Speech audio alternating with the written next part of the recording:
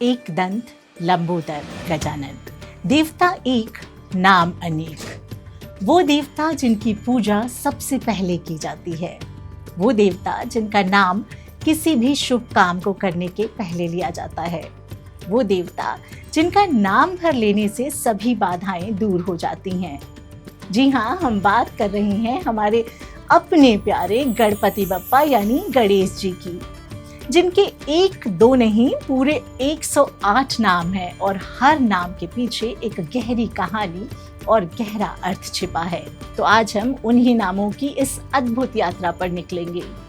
108 नामों की कहानी सुनाऊंगी तो एपिसोड पता नहीं कितना लंबा हो जाएगा, लेकिन कुछ प्रमुख नामों की कहानी तो मैं आपको सुना ही सकती हूँ। तो चलिए इस ज्ञान की यात्रा को शुरू करते हैं और जानते हैं गणेश जी के कुछ प्रमुख नामों के बारे में। एक दंत। क्या आपने गणेश जी की मूर्ति को ध्यान से देखा है? उनका एक दांत पूरा है और दूसरा टूटा हुआ है, इसी से उनका नाम पड़ा एक दंत। लेकिन क्या आप जानते हैं कि इसके पीछे की कहानी क्या है?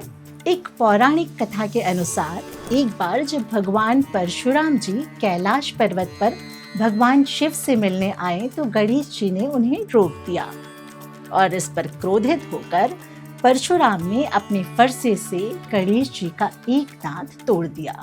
एक और बहुत ही प्यारी कहानी है। कहानी कुछ यूं है।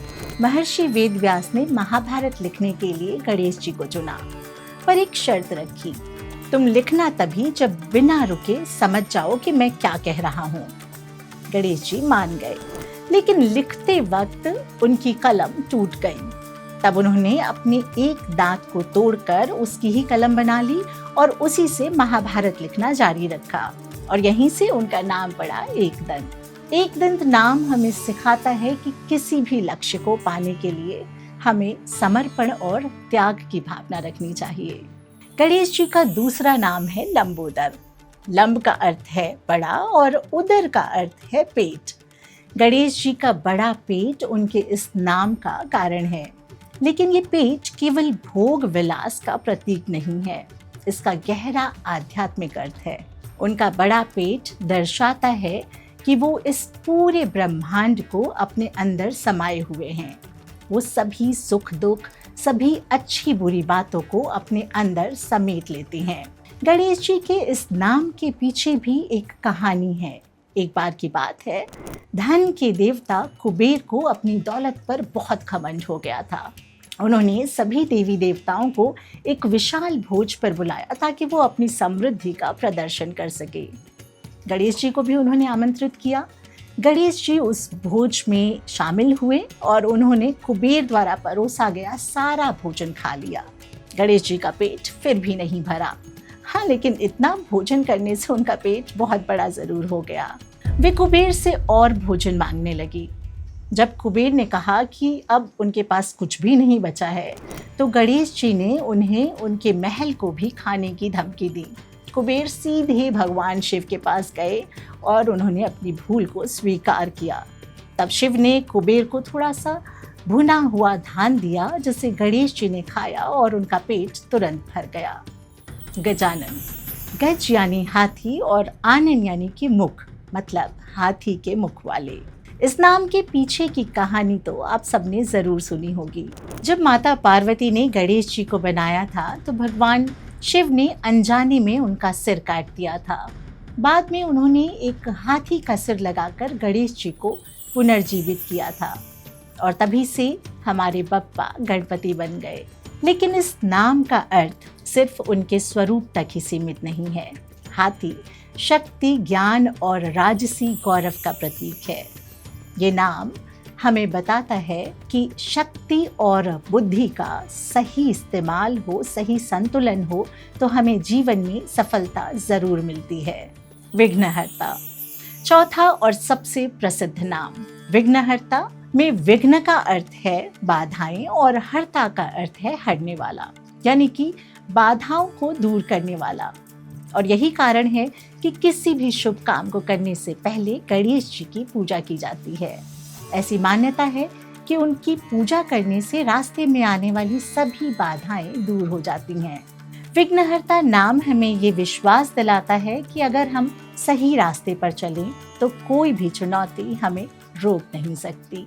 इस नाम के पीछे भी एक प्रसिद्ध कथा है। इसके अनुसार एक बार भगवान शिव ने त्रिपुरासुर नाम के राक्षस के संहार के लिए अपनी यात्रा शुरू की, लेकिन वो गणेश जी की पूजा करना भूल गए और नतीजतन रास्ते में उनके रथ का पहिया टूट गया और इस कारण काम में बाधा आ गई।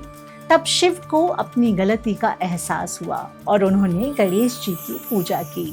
उसके बाद वो अपने काम में सफल हो सके और तभी से ये माना जाता है कि किसी भी कार्य में सफलता पाने के लिए सबसे पहले गणेश जी की पूजा करना आवश्यक है।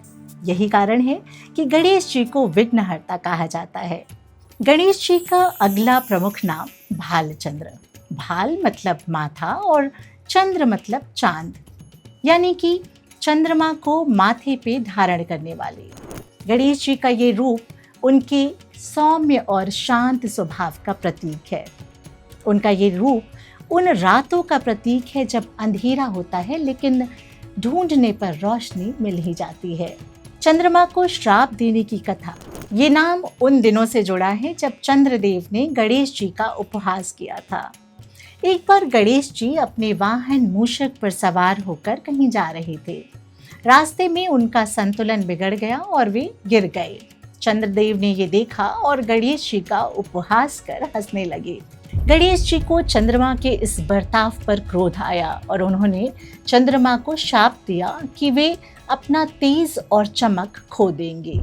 चंद्रमा को अपनी गलती का एहसास हुआ और उन्होंने माफी मांगी। तब गणेश जी ने अपने शाप को कम करके कहा कि वे पूरी तरह से अपना तेज नहीं खोएंगे, बल्कि वे उनके मस्तक पर स्थापित होकर हमेशा उनके साथ रहेंगे।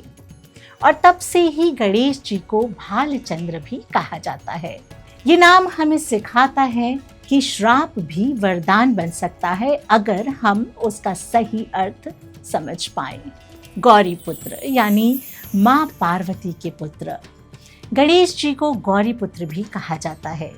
चूंकि गणेश जी की उत्पत्ति माता गौरी के शरीर से हुई थी, इसलिए उनका एक नाम गौरी पुत्र भी पड़ा। ये नाम माता के प्रति उनके अटूट प्रेम और कर्तव्य निष्ठा को दर्शाता है। जब माता पार्वती ने गणेश जी को अपनी सुरक्षा के लिए द्वार पर खड़ा किया था, तब उन्होंने किसी को भी अंदर नहीं आने दिया था, ना ही स्वर्ग के देवताओं को और ना ही अपने पिता को। ये नाम हमें बताता है कि कर्तव्य और विश्वास के लिए अगर किसी से भी टकराव हो तो भी हमें सत्य का ही पक्ष लेना चाहिए। तो आप गणेश जी को चाहे विघ्नहर्ता कहें, चाहे एकदंत कहें या भालचंद्र कहें, हर नाम आपकी जिंदगी के किसी चैलेंज, किसी गोल और किसी समस्या के लिए एक सिंबल बन सकता है। क्योंकि नाम सिर्फ शब्द नहीं है, वो एक एनर्जी है। गणेश जी के नाम, उनके रूप और उनके ज्ञान आपकी जिंदगी में शांति और सफलता लाएं, इसी कामना के साथ आपसे विदा चाहूंगी। मिलते हैं अगले एपिसोड में कुछ और इंटरेस्टिंग कहानियों के साथ। पर हाँ, जाने से पहले कमेंट बॉक्स में हमें ये लिखकर ज़रूर बताइए कि गणेश जी का कौन सा नाम आपका फेवरेट है। अगर आपको ये एपिसोड पसंद आया है तो इसे लाइक करें और शेयर करना ना भूलें। और ऐसे ही और वीडियोस को देखने के लिए चैनल को सब्सक्राइब करना ना भूलें। अपना और अपने परिवार का ख्याल रखिए। नमस्कार।